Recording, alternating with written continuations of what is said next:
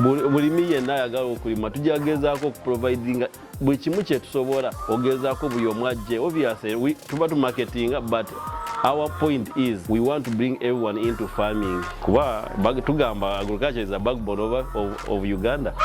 So tugezaako nnyo we bring everyone into farming. Kati nga webadde ngamba eno farm we are trying to make it wide.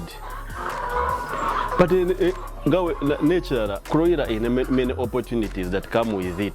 But I don't know, you as a youth, if sometimes you have to come up and tap in all these opportunities.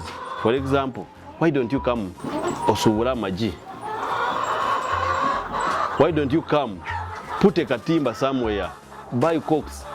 You start selling cokes. Why don't you come, go and start buying chicks, delivering it up country?